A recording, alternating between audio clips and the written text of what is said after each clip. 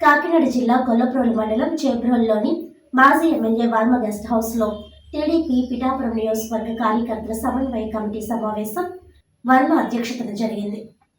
ఈ సందర్భంగా టీడీపీ రాష్ట్ర అధికార ప్రతినిధి పిఠాపురం మాజీ MLA Varma, Uttarandhra MLC Chiranjeevi, TDP Kakinada జిల్లా అధ్యక్షుడు జ్యోతుల నవీన్ మాట్లాడుతూ, పార్టీ అధికారంలోకి రావడానికి ప్రతి కార్యకర్త ఎలా అయితే కష్టపడ్డాడో ఇప్పుడు కూడా అదే విధంగా పనిచేసి ఉభయ గోదావరి జిల్లాల పట్టభద్రుల ఎమ్మెల్సీ ఎన్నికకు కూటమి తరపున ఉమ్మడి అభ్యర్థిగా పోటీ చేస్తున్నాం. పేరాభక్తుల రాజశేఖర్ను కూడా గెలిపించుకుని పార్టీ గౌరవాన్ని నిలబెట్టుకుందామని నాయకులకు, కార్యకర్తలకు పిలుపునిచ్చారు.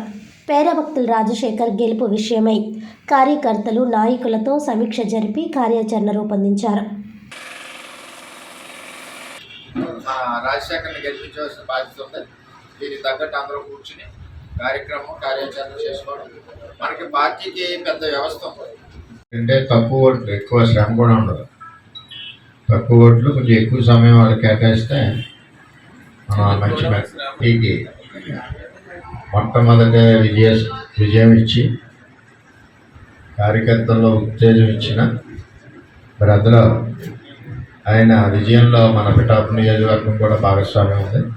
దగ్గర 20 రోజులు చిల్లర పనిచేశాం. ఉత్తరాంధ్ర ఎమ్మెల్సీ చిరంజీవి గారిని ఆయన యొక్క సందేశం ఉన్నారో వాళ్ళందరినీ కూడా ఓటుగా నమోదు చేసి మరి మనం ఇచ్చిన టార్గెట్ కంట మరి ఎక్కువ చేశారు. ఈ పిఠాపురం నియోజకవర్గం 7,900 పైచిలకు అయినాయి. ఇంకా కూడా ఎవరన్నా ఉన్నా కూడా ఆన్లైన్లో చేసుకోవచ్చు. ఎవరన్నా మన కుటుంబ సభ్యులు ఎవరైనా ఇంకా మిగిలిన ఆన్లైన్ ఇంకా ఎలక్షన్ 15 రోజులు 10 రోజులు ఉన్నదిగా కూడా ఆన్లైన్ ఉంటుంది. అది కూడా మనం ఆన్లైన్లో మనం చేసుకోవచ్చు. చెప్తే మన పార్టీ ఆఫీస్లో దానికి సంబంధించిన ప్రత్యేకమైన యంత్రాంగం ఉంది కాబట్టి ఇంకా ఎవరైనా 1, 6, 10 మిగిలిపోయినా కూడా చేసుకోవచ్చు. మరి ముఖ్యంగా ఇది మరి ఎలక్షన్కి 2వ ఘట్టం. ఓటర్ నమోదైన తర్వాత ప్రతి ఓటర్ని మనం కలవాలి. అభ్యర్థిగా మరి నేను 34 నియోజకవర్గాలు, ఇప్పుడే మా ఎమ్మెల్సీ గారు అన్ని వివరాలు కూడా చిరంజీవి గారు చెప్తారు. ఈ నియోజకవర్గాలు మీటింగ్ పెట్టుకోవడానికి మాకు 10 రోజులు సరిపోతుంది. మిగిలిన 30 రోజులు మిగులుతాయి. కానీ నియోజకవర్గాలు 34 ఉన్నాయి. అలాగే ప్రతి నియోజకవర్గం ఒక రోజు నుంచి నాకు అవకాశం ఉండదు కాబట్టి సో పేరాభక్తులు రాజశేఖర్ పేరుంది, ఫోటో ఉంది. ఆ ఫోటోకి ఎదురుగా పేరాభక్తులు రాజశేఖర్ మనం గెలిపించాలి కాబట్టి ఆ ఫోటోకి ఎదురుగా 1 వేసి వచ్చేయాలి. 1 వేసి వచ్చేయడమే మన పని. కాబట్టి టిక్కు పెట్టడం కానీ, ఇంటూ పెట్టడం కానీ, చంద్రబాబు నాయుడు గారి మీద ప్రేమతో జై చంద్రన్న, జై లోకేష్ అని రాయడం కానీ చేయకూడదు. అట్లా చేస్తే ఆ ఓటు ఇన్వాలిడ్ అయిపోతుంది. ఆ ఓటు చెల్లదు. కాబట్టి ఈ విషయాన్ని మనం ఓటర్ దగ్గరికి వెళ్ళినప్పుడు చెప్పాల్సిన బాధ్యత మీ అందరికీ ఉంటుంది. రెండవది, ఇందులో గెలుపు విధానం ఏంటి? చాలా ఇంపార్టెంట్ పాయింట్. ఇది ఖచ్చితంగా తెలుసుకోవాలి మనం. ఇందులో గెలుపు విధానం ఎలా ఉంటుందంటే, ఎమ్మెల్యే ఎన్నికలో 5 పోటీ చేస్తే 5లో ఎవరికి ఎక్కువ ఓట్లు వస్తే వాళ్ళు గెలిచినట్టు. సర్పంచ్ ఎన్నికలో 3-4 పోటీ చేస్తే ఎవరికి ఎక్కువ ఓట్లు వస్తే వాళ్ళు గెలిచినట్టే. కానీ ఎమ్మెల్సీ ఎన్నికల్లో ఎవరికి ఎక్కువ అధికారంలో ఉన్నప్పుడు కులాలు వస్తారు, అపోజిషన్లో ఉన్నప్పుడు మనం అందరం కూడా కష్టపడి పార్టీని బతికించుకున్నాం. దాంట్లో భాగంగానే ఎమ్మెల్సీలు కూడా ఎలక్షన్ ముందు 3 ఎమ్మెల్సీలు మనకు వచ్చాయి అంటే జనాల్లో మార్పే కాదు, మన కష్టం కూడా. ఆ మార్పు ఏ విధంగా వచ్చింది? మనం పడ్డ కష్టం వల్ల మార్పు వచ్చింది. దాంట్లో భాగంగా 3 కూడా ఎమ్మెల్సీలు మనకి ఇవ్వడం జరిగింది. అప్పుడు నెగ్గినా ఓడినా పెద్ద సమస్య ఉండదు. ఈరోజు అధికారంలో ఉన్నాం, మంచి ప్రభుత్వం అని ప్రతి గడపకి కూడా తట్టి స్టిక్కర్లు కూడా అంటించాం మనం. అది మంచి ప్రభుత్వమా కాదా అన్నది జనాలు డిసైడ్ చేయాలి. ఆ డిసైడ్ చేయాలి అంటే ఈరోజు మనం ఎమ్మెల్సీని ఖచ్చితంగా లెక్కించి తీరుకోవాలి. ఆ తీరినప్పుడే మన కష్టం మళ్ళీ తెలుగుదేశం పార్టీకి తిరుగు లేదురా బాబు అనిపించే విధంగా రాష్ట్రానికి చాటి చెప్పాలి అంటే. జాతీయ బాలికల దినోత్సవం సందర్భంగా కాకినాడ ఎంఎస్ఎంజీ ఆర్టీస్ పోస్ట్ ఆఫీస్ ప్రాంగణంలో సుకన్య సమృద్ధి యోజన పథకం గురించి అవగాహన కార్యక్రమం నిర్వహించారు. ఈ కార్యక్రమానికి ముఖ్య అతిథిగా Kakinada south sub division postal inspector M Lakshman Kumar పాల్గొని సుకన్య సమృద్ధి యోజన పథకం గురించి అవగాహన కల్పించారు. ప్రధానమంత్రి నరేంద్ర మోడీ 2015వ సంవత్సరంలో బేటీ బచావో బేటీ పడావో, ఆడపిల్లలను రక్షించు ఆడపిల్లలను చదివించు అనే నినాదంతో ఈ సుకన్య సమృద్ధి యోజన పథకాన్ని ప్రవేశపెట్టినట్లు తెలిపారు. ఇది ఆడపిల్లలకు ఎంతగానో ఉపయోగపడే పథకమని, 10 సంవత్సరాల లోపు ఆడపిల్లలందరూ ఈ అకౌంట్ను ఓపెన్ చేసుకోవాలని కోరారు. ఈ పథకం మీ చిన్నారి తల్లుల బంగారు భవిష్యత్తుకు కొండంత భరోసా అని, పూర్తి వివరాలకు దగ్గరలో ఉన్న పోస్ట్ ఆఫీస్ను సంప్రదించి ప్రతి ఒక్కరూ ఈ అవకాశాన్ని సద్వినియోగం చేసుకోవాలని తెలియజేశారు. ఈ సందర్భంగా Kakinada urban ICDS project Jagannathapuram 2 sector ఆధ్వర్యంలో బాలికలకు వారి పేరెంట్స్ ద్వారా సుకన్య సమృద్ధి యోజన పథకం అకౌంట్స్ ఓపెన్ చేయించారు. ఈ కార్యక్రమంలో Indian post payments bank senior manager Raj Kumar, Kakinada south sub division postal inspector M Lakshman Kumar, sub post master DVV Satyanarayana, Kakinada urban ICDS project officer A Jyothi, sector supervisor KS Arunasri, anganwadi వర్కర్లు తదితరులు పాల్గొన్నారు. సాధారణంగా మనకి భారతదేశంలో ఏంటంటే అమ్మాయి పుట్టిందనగానే ఫస్ట్ ఏడు మొహం పెట్టేవారు. ఇప్పుడు మారిందనుకోండి ట్రెండ్. అమ్మాయి పుట్టిందంటే మనకి పోబడి తప్ప రాబడి ఏం లేదనే ఉద్దేశంతో ఉన్నారు. ఇప్పటికీ చాలా చోట్ల ఉన్నారు. కానీ రాను ఇప్పుడు ఏంటంటే గడిచిన 10 సంవత్సరాల నుంచి 5 సంవత్సరాల నుంచి ఇంకేంటంటే పరిస్థితి మారుతా ఉంది. ఇప్పుడు ప్రతి ఒక్కరు ఏంటంటే అబ్బాయిల కంటే కూడా అమ్మాయిలు పుడితే బాగుందని కోరుకుంటున్నారు. ఒకప్పుడు అబ్బాయిలు అయితే ఏదో కట్నాలు తీసుకొస్తారు, లేకపోతే రేపు పొద్దున్న తల్లిదండ్రులు ముసలైన తర్వాత వేళ్ళు పోషిస్తారు అన్న ఉద్దేశంలోనే ఉండేవారు. అందుకే ఆడపిల్లలు పుట్టగానే ఏదో పాపం చేసినట్టు తల్లిదండ్రులు చూడడం, తల్లిదండ్రులు సంతోషంగా ఉన్నా చుట్టుపక్కల అందరూ కలిపారు నీకు అమ్మాయి పుట్టిందని చెప్పి ముందు వాళ్ళు బాధపడిపోయి వాళ్ళు సంతోషంగా ఉన్న వాళ్ళు కూడా బాధ పెట్టేసే విధంగా చేసేవారు. కానీ ఇప్పుడు ప్రజెంట్ మారిందండి. ఇప్పుడు అమ్మాయిలే బాగా చూస్తున్నారు అబ్బాయిలతో పోల్చుకుంటే.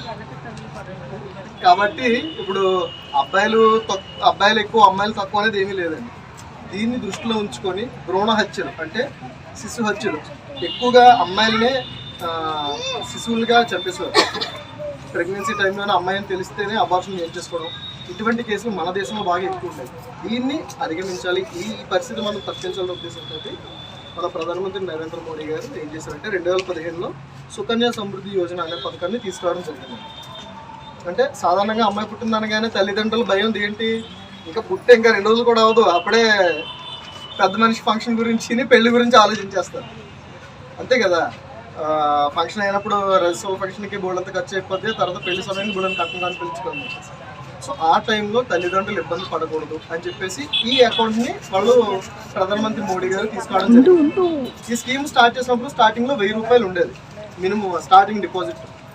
అయితే తర్వాత మన పల్లెటూరులో కానీ లేకపోతే గ్రామాల్లో ఏజెన్సీలో వాళ్ళు కొంచెం కట్టుకోవడం ఇబ్బంది అవుతుందని చెప్పేసి దాన్ని 250 రూపాయలకి ఇచ్చారండి. ఇప్పుడు అకౌంట్ 250 రూపాయలు పెట్టి మనం ఓపెన్ చేసుకోవాలి. మినిమం ఫస్ట్ డిపాజిట్ 250 రూపాయలు. ఈ అకౌంట్ చేయడం ద్వారా ఏంటంటే 250 రూపాయలు పెట్టి అకౌంట్ ఓపెన్ చేస్తారు. తర్వాత మన దగ్గర ఎంత అమౌంట్ ఉంటే అంత కట్టుకోవచ్చు. 250 రూపాయల నుంచి 2,50,000 ఒక ఏడాదికి 1,50,000 1,50,000 వరకు ఎంత మనం కట్టుకోవచ్చు మన ఓపికని బట్టి. మరి మీరు 100 రూపాయలు కట్టుకోగలిగితే 100 రూపాయలు కట్టుకుంటారు, 1,50,000 కట్టుకోగలిగితే 1,50,000 కట్టుకుంటారు. సపోజ్ ఇందులో ఉద్యోగస్తులు ఉన్నారనుకోండి, ఈ కట్టిన 1,50,000 కూడా ఇన్కమ్ ట్యాక్స్ ఎగ్జంప్షన్ కింద ఏటీసీలో చూపించుకోవచ్చు.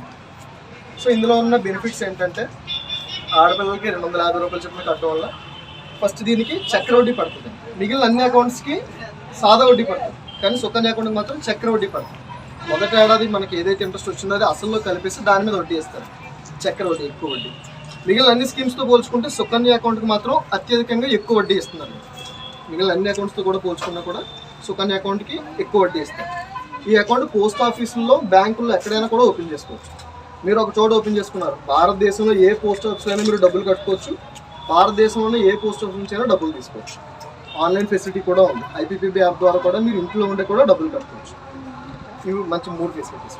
4వది, మీరు డబ్బులు కట్టిన తర్వాత పాపకి ఒక 18 ఇయర్స్ వచ్చిన తర్వాత హయ్యర్ ఎడ్యుకేషన్ కోసం మీరు అప్పుడు దాకా కట్టిన డబ్బులు సెకండ్ డబ్బులు గవర్నమెంట్ ఇస్తుంది. 18 ఇయర్స్కి ఇంటర్ కంప్లీట్ అవుద్ది, చక్కగా ఈ మెడిసిన్ సీటు లేకపోతే ఇంజనీరింగ్ సీటు వచ్చింది. సాధారణంగా మన వాళ్ళు ఏం చేస్తారు, అబ్బాయిలు అయితే చదివిస్తారు, అమ్మాయిలు చదివించరు. ఎందుకు, పెళ్లి చేసి పంపించాలి కాబట్టి ఈ డబ్బులు కట్టడానికి ఉపయోగపడతాయని చెప్పేసి అమ్మాయిలు చదివించరు. కానీ ఇప్పుడు ఆ ట్రెండ్ మారిందండి. ఇప్పుడు చాలా మంది ఆలోచన విధానం మారింది. అమ్మాయిలు బాగా చదివిస్తున్నారు, వాళ్ళేం తక్కువ లేదు. ప్రతి రంగంలోనే ఆడవాళ్ళే ముందున్నారు. మేడం గారు మంచి ఎగ్జాంపుల్, మీకున్న సూపర్వైజర్స్ అందరూ మంచి ఎగ్జాంపుల్. సో ఆ టైంలో మనం ఎవరి దగ్గరికి వెళ్ళి అప్పులు చేయకుండా, లేకపోతే ఎవరి దగ్గర చేయించాల్సిన అవసరం లేకుండా మీరు ఏవైతే డబ్బులు దాచుకున్నారో ఆ డబ్బుల్ని మనం అకౌంట్ నుంచి తీసుకోవచ్చు. అందులో half the amount education purpose half the amount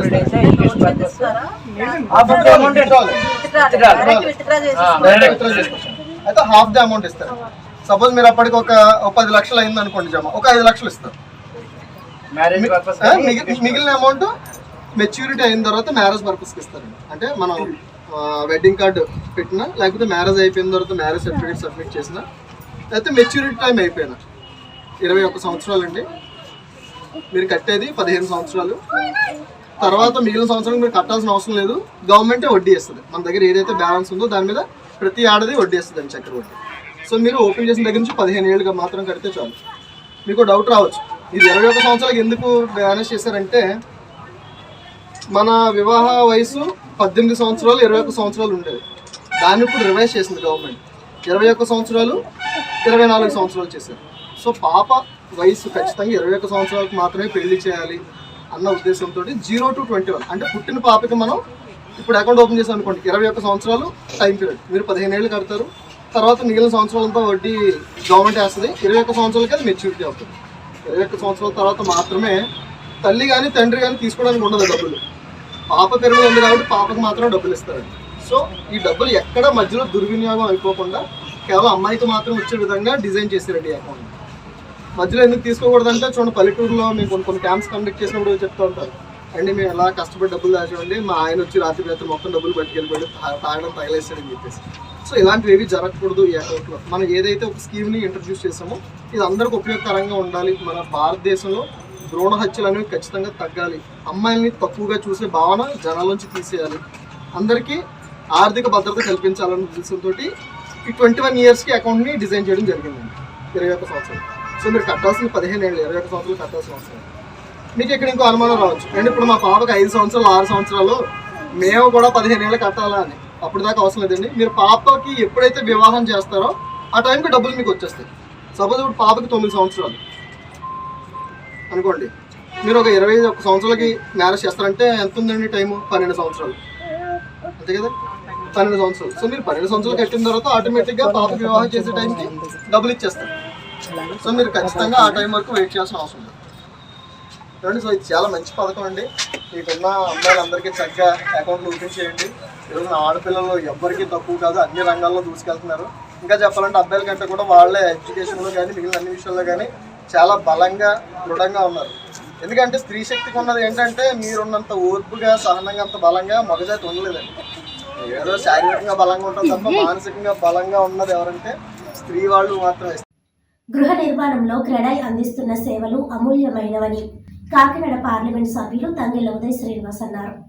CREDAI Kakinada శాఖ ఆధ్వర్యంలో గృహోపకరణాలు, నిర్మాణ సంస్థలు, డెవలపర్స్ తదితర సంస్థలు కాకినాడ ఎస్ఆర్ఎంటీ ఫంక్షన్ హాల్లో ఏర్పాటు చేసిన 3 రోజుల ప్రదర్శనను కాకినాడ రూరల్ ఎమ్మెల్యే పంతం నానాజీ, ఎమ్మెల్సీ కర్రి పద్మశ్రీ, కౌడ చైర్మన్ తుమ్మల రామస్వాములతో కలిసి ఎంపీ ప్రారంభించారు. ఈ సందర్భంగా వారు మాట్లాడుతూ గృహ నిర్మాణంలో ఆధునిక సాంకేతిక పద్ధతులు, గృహ రుణాలు, నూతన పోకడలు తదితర అంశాలపై నిర్మాణదారులు అవగాహన పెంపొందించుకునేందుకు ఇటువంటి ప్రదర్శనలు దోహదపడతాయని అన్నారు. క్రెడాయ్ చేపట్టిన ఈ ప్రదర్శన అభినందనీయమని అన్నారు. నూతన గృహ నిర్మాణదారులు, ఔత్సాహికులు ఈ అవకాశం వినియోగించుకోవాలని సూచించారు. క్రెడాయ్ కార్యవర్గ సభ్యులు మాట్లాడుతూ ఈ ప్రదర్శనలో సుమారు 70 స్టాల్స్ ఏర్పాటు చేశామని, నిర్మాణంలో వినియోగించే ముడి వస్తువులు, గృహ రుణాలు, పరిజ్ఞానం తదితర అంశాలపై అవగాహన కల్పిస్తామని అన్నారు. ఈ కార్యక్రమంలో పలువురు బిల్డర్లు, నగర ప్రముఖులు తదితరులు పాల్గొన్నారు.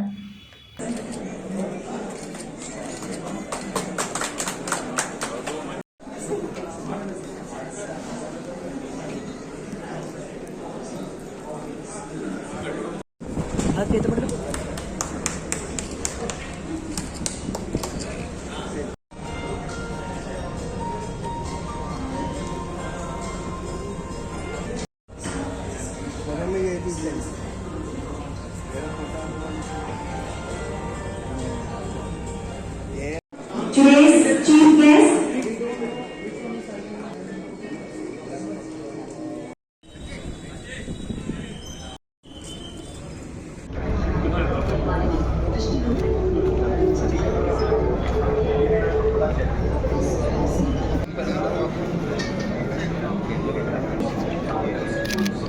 సార్ ఒకసారి సార్ ఎలా చూడాలి ఒకసారి.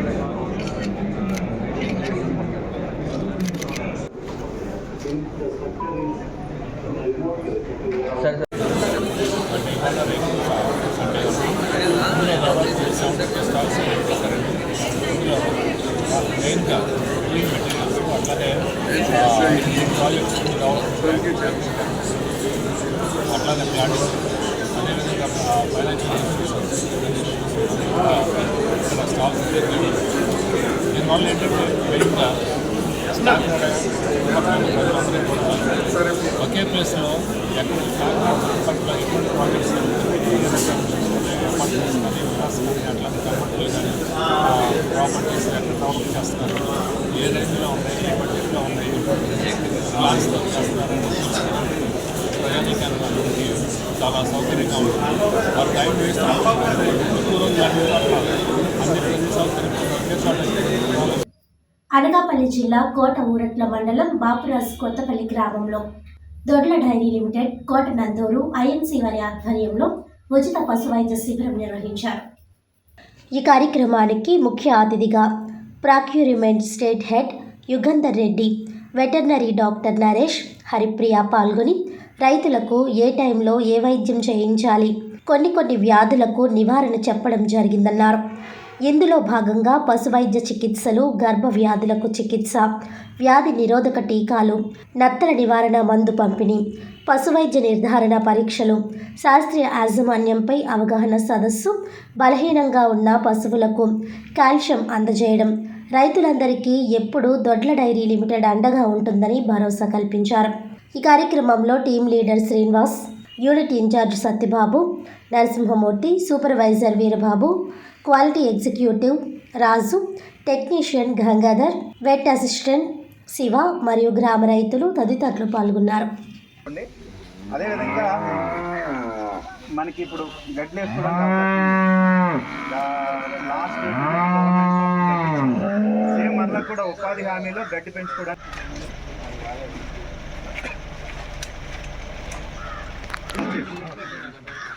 అంటే మీరు ఇంజెక్షన్ చేసాం అనుకోండి, పశువుకి ఒక ఇంజెక్షన్గా కట్టేసింది అనుకోండి, రెండో ఇంజెక్షన్ మీకు అవసరం ఇప్పుడు చేసి ఇంజెక్షన్ ఉచితంగా చేస్తాం, ఫ్రీగా చేస్తాం. సపోజ్ అప్పుడు కూడా కట్టలేదు అనుకోండి, మీరు 500. కాబట్టి ఆడవై పుట్టి ఇంజెక్షన్ ఉన్నా కాబట్టి అందరూ ఉపయోగించుకోవాలి. బడిలో దిగును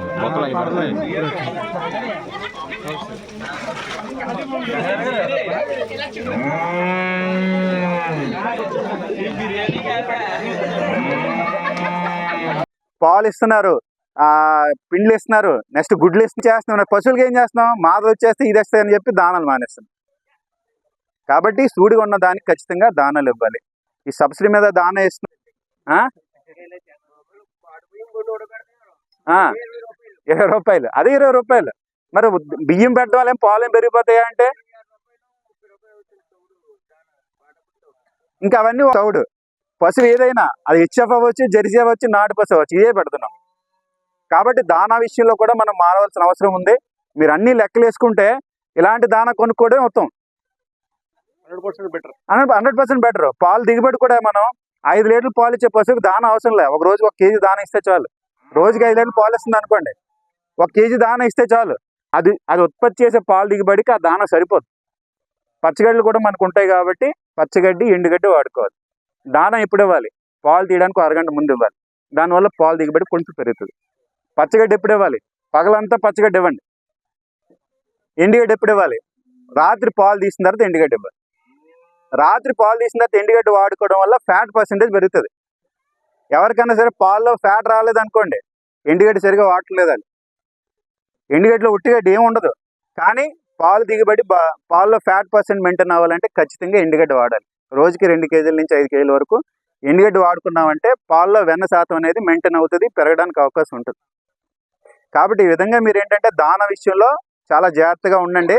దానా మనం ఎంత వాడుకుంటే రైతు అంత లాస్ అయిపోతాడు. ఎక్కువ పెట్టడం వల్ల ఉపయోగం లేదు. దాని కెపాసిటీ పాలు ఎంత ఇస్తుంది, దానికి తగ్గట్టు దానా ఇచ్చుకోవాలి. లేదు ఈనిన తర్వాత 3 నెలల వరకు కూడా పాలు అలా పెరుగుతూ ఉంటాయి. ఈనిన 3వ నెల వరకు పాలు పెరుగుతాయి. 3వ నెల నుంచి 7వ నెల వరకు మీరు ఎంత పెట్టినా పెరగవు, అదే కాన్స్టెంట్గా మెయింటైన్ అవుతుంది. 7వ నెల నుంచి పాలు తగ్గిపోతూ ఉంటాయి. 5,000 6,000 అదనంగా వస్తున్నాయి రైతుకి. అది ఎంతో కొంత రైతుకి చాలా మేలు చేస్తుంది. కాబట్టి ప్రభుత్వం కూడా సహకారం అందిస్తుంది. కాబట్టి ప్రభుత్వం ఇలాంటి డైరీలో ఇద్దరి సహకారంతో కూడా ప్రతి పాడి రైతు కూడా ఆర్థికంగా అభివృద్ధి చెందాలనేదే మా కోరిక. సార్ మేము ఏపీజీ బ్యాంక్ మేనేజర్తో కూడా మాట్లాడాను సార్. మీ డైరీ కొంచెం సహకారం అందించి రైతులు ఇంకొక పశువు అదనంగా కొనుక్కునేలాగా మీరు లోన్లు ఇప్పించగలిగితే, అలాగే దానాలు కూడా కొంచెం రైతుకి వీలుబాటు ఉండేలాగా కొంచెం తక్కువ రేటుకి సబ్సిడీ మీద కానీ, అలాగే కొంచెం తక్కువ రేటుకి మీరు సొంతంగా దానాలు కానీ ఏర్పాటు చేయగలిగితే, రైతుకి రెండు చేయగలిగితే సార్ మంచి పాలకి గిట్టుబాటు ధర, సబ్సిడీ మీద కానీ లేకపోతే కొంచెం తక్కువ రేటుకి దానా కానీ ఏర్పాటు చేస్తే రైతుకి చాలా ఉపయోగపడుతుంది. ప్రభుత్వం తరపు నుంచి కూడా ఈ సంవత్సరం నుంచి మనకి గతంలో చెప్పిన సైలేజ్ కానీ దానాలు కానీ సబ్సిడీ మీద ఇవ్వడం జరిగింది. ఇదే గవర్నమెంట్ మళ్ళీ కూడా అవి రావడానికి ఇప్పుడు గవర్నమెంట్ అనేది ప్లాన్ చేస్తూ ఉంది. మళ్ళీ కూడా సైలేజ్ గడ్డి కానీ ఈ 4 రూపాయలకి దాన ఇవ్వడం కానీ ఇవన్నీ కూడా త్వరలోనే మన మార్చి తర్వాత రావడానికి అవకాశం ఉంది. కాబట్టి ప్రభుత్వం కూడా ప్రతి పాడి రైతుకి కూడా సహకారం అందించేలాగా ఇప్పుడు స్కీమ్స్ అనేవి చేయడం జరుగుతుంది. కాబట్టి రైతులందరికీ కూడా పాడి రైతులందరూ కూడా మంచి అవకాశంగా భావించి పథకాలని ప్లస్ డైరీల యొక్క ఈ సహకారాన్ని రెండు కలగలుపుకొని ప్రతి పాడి రైతు కూడా ఆర్థికంగా అభివృద్ధి చెందాలని మనస్ఫూర్తిగా కోరుకుంటున్నానండి. చాలా అవసరం ఉంటుంది. అదేవిధంగా డాక్టర్ గారు ఏదైతే ఉందో ఇప్పుడు నీకు ఫీడ్ వచ్చేసి నీకు ఏమవుతుంది, దొడ్ల ఫీడ్ ఆర్గా ఫీడ్ నీకు మా అండర్టేకింగ్ అనుభవ సంస్థ నీకు అది పెట్టాం. బట్ ఫీడ్ ఏదైతే ఉందో మేము రా మెటీరియల్ 100% మంచి క్వాలిటీ రా మెటీరియల్ తీసుకుంటున్నాం. మేము no loss no gain, only break ఈవెన్లోనే చేస్తున్నాం. మాకు ఏవైతే ఫార్మర్స్ ఉన్నారో, మాకు ఉత్పత్తి చేసే రైతులు ఎవరైతే ఉన్నారో ఆ రైతు వరకే మా ఫీడ్ సప్లై చేస్తాం. వేరే ఎక్కడ కానీ ఒక బ్యాగ్ కూడా దొరకదు, ఒక కేజీ కూడా బయట అమ్మండి. సో అందుకని అందులో కూడా నీకు ఫుల్ ఆటోమేటిక్ ప్లాంట్, ఒక ప్లాంట్ వచ్చేసి నీకు కుప్పంలో ఉంది, రెండో ప్లాంట్ వచ్చేసి కడపలో ఉంది నీకు. సో మూడో ప్లాంట్ నీకు మహారాష్ట్ర కడుతున్నాం నీకు. సో అది ఆల్రెడీ నీకు ఏమవుతుందంటే నీకు రిమైనింగ్ ఇరిటేజ్ కానీ జెర్సీ కానీ ప్లస్ కానీ అదర్స్ ఏదైతే నేర్చే ఫీడ్ కంటే నీకు ఎక్సలెంట్ క్వాలిటీ మీరు వాడని కూడా వాడున్నారు. ఆ ఫీడ్బ్యాక్ కూడా చాలా బాగా మాకు పాజిటివ్గా రెస్పాండ్ వచ్చింది. ఆల్రెడీ సబ్సిడీలో ఇస్తున్నాం నీకు, కాస్త పక్క దాని మొత్తంలో సబ్సిడీలో ఇస్తున్నాం. కాకినాడ ప్రభుత్వ సామాన్య ఆసుపత్రి అభివృద్ధికి అధికారులు, అభివృద్ధి కమిటీ సభ్యులు సమష్టిగా పనిచేయాలని జిల్లా కలెక్టర్ షాన్మోహన్ కోరారు. శుక్రవారం కలెక్టరేట్లో కాకినాడ ప్రభుత్వ సామాన్య ఆసుపత్రి అభివృద్ధి కమిటీ సమావేశం జరిగింది. ఈ సమావేశానికి కాకినాడ ఎంపీ తంగెళ్ల ఉదయ్ శ్రీనివాస్, జిల్లా కలెక్టర్ షాన్మోహన్, కాకినాడ పట్టణం ఎమ్మెల్యే వనమడి కొండబాబు, కాకినాడ నగరపాలక సంస్థ కమిషనర్ భావన, joint collector Rahul Meena, GGH అభివృద్ధి కమిటీకి నూతనంగా నియమితులైన సభ్యులు, వివిధ విభాగాల వైద్య అధికారులు హాజరయ్యారు. ఈ సందర్భంగా కలెక్టర్ షాన్మోహన్ మాట్లాడుతూ ఆసుపత్రి అభివృద్ధి కమిటీ సమావేశంలో తీసుకున్న నిర్ణయాలపై వైద్యాధికారులు ప్రత్యేక దృష్టి పెట్టాలని అన్నారు. వివిధ వార్డుల్లో పనిచేస్తున్న వైద్యులు, ఇతర సిబ్బంది హాజరు, ఓపీ, మందులు ఇచ్చే కౌంటర్ల దగ్గర రద్దీ లేకుండా చూడడం, వార్డుల్లో నిరంతర పారిశుధ్య కార్యక్రమాలు నిర్వహించడం వంటి అంశాలపై ప్రత్యేక దృష్టి పెట్టాలని అన్నారు. అనంతరం ఎంపీ ఉదయ్ శ్రీనివాస్ మాట్లాడుతూ ఉమ్మడి తూర్పుగోదావరి, పశ్చిమ గోదావరి, విశాఖపట్నం జిల్లాల్లో నలుమూలల నుంచి నిత్యం అధిక సంఖ్యలో ప్రజలు జీజీహెచ్ ద్వారా వైద్య సేవలు పొందుతున్నందున జీజీహెచ్ మరింత అభివృద్ధి చెందాల్సి ఉందన్నారు. ఇదివరకే జీజీహెచ్ను సందర్శించడం జరిగిందన్నారు. ఈ సందర్భంగా తన దృష్టికి కొన్ని సమస్యలు వచ్చాయని ఎంపీ తెలిపారు. గౌరవ రాష్ట్ర ముఖ్యమంత్రి నారా చంద్రబాబు నాయుడు, ఉప ముఖ్యమంత్రి పవన్ కళ్యాణ్ సహకారంతో జీజీహెచ్ అభివృద్ధికి చిత్తశుద్ధితో కృషి చేయడం జరుగుతుందన్నారు. ఈ సమావేశంలో ఆసుపత్రి superintendent doctor S Lavanya Kumari, DMNHO doctor J Narasimhanayak, DCHS N Swapna, GGH administrator N Sridhar, APMS IDC EECH Ratnaraju, Aarogyasri జిల్లా సమన్వయకర్త డాక్టర్ పి రాధాకృష్ణ, ఆసుపత్రి అభివృద్ధి కమిటీ సభ్యులు అమన్ జైన్, అడగాల శివ, ఇంటి గంగా రాజేష్, వి ఉమామహేశ్వరి, ఎం లక్ష్మణమూర్తి తదితరులు పాల్గొన్నారు.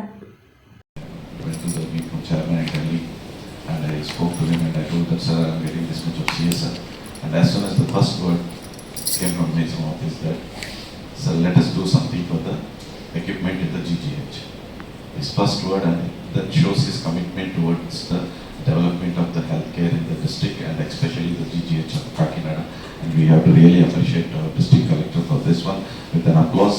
definitely. Something which I heard myself, so I have to express it. And again, Dr. also, in previous terms of his also, he is the backbone of the development of the GGH. He has taken special interest in developing the GGH, and we can say the student, it's a lifetime contribution.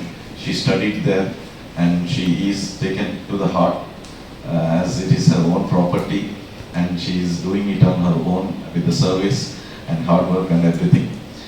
So few things which I noticed yesterday. Sir, the main thing is that even though we got funds and we can develop, the scarcity of space is there.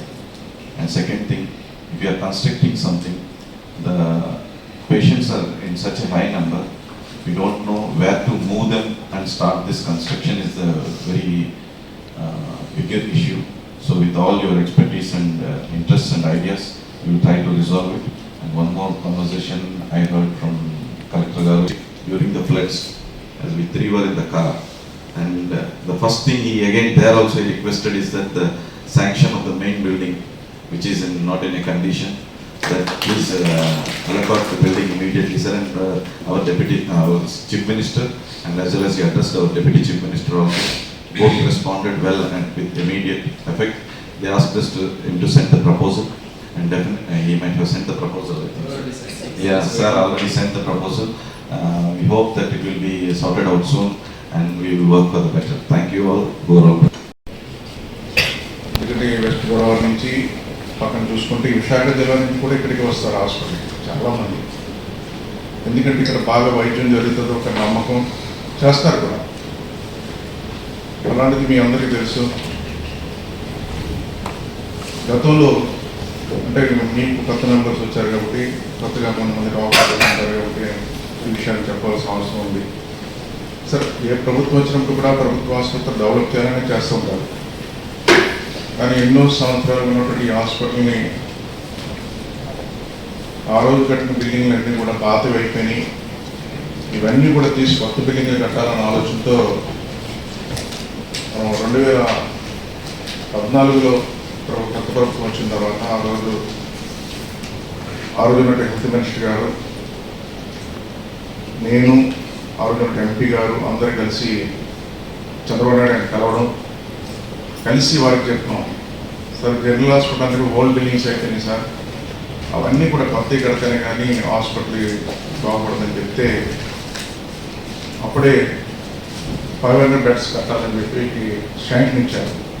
అంటే 500 బెడ్లు కట్టిన తర్వాత ఆ కొత్త building కట్టిన తర్వాత మళ్ళీ పాతది తీసి మళ్ళీ ఆ ప్లేస్ కొత్త బిల్డింగ్ కట్టు, అలా ఒకటి కట్టుకుంటూ రావాలని ఒక ప్రణాళిక చేశారు. ఆయన ఒక యాక్షన్ ప్లాన్ తయారు చేశారు. అప్పుడు కలెక్టర్ గారు కానీ అందరూ కూడా కానీ ఎంపీ గారు కానీ అప్పుడు హెల్త్ మినిస్టర్ గారు కానీ హాస్పిటల్కి విజిట్ చేసినప్పుడు మెడిసిన్స్ అన్నీ కూడా ఒక రూమ్లో ఇచ్చేవారు. వాటి వీళ్ళు మిక్స్ అయిపోయేవారు.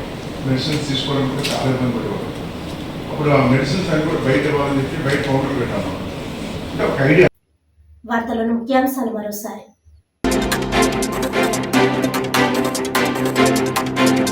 కె గంగవరం మండలం సత్యవాడ గ్రామంలో పశు వైద్య ఆరోగ్య శిబిరం ఏర్పాటు. పశు వైద్య ఆరోగ్య శాఖ సేవలు సద్వినియోగం చేసుకోవాలన్న రాష్ట్ర మంత్రి వాసిశెట్టి సుభాష్.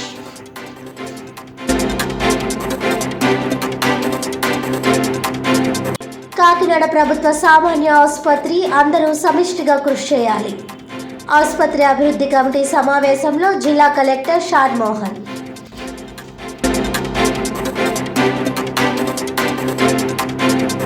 గృహ నిర్మాణంలో క్రెడాయ్ అందిస్తున్న సేవలు అమూల్యమైనవి. క్రెడాయ్ 3 రోజుల ప్రదర్శన ప్రారంభోత్సవ కార్యక్రమంలో కాకినాడ ఎంపీ తంగెళ్ల ఉదయ్ శ్రీనివాస్.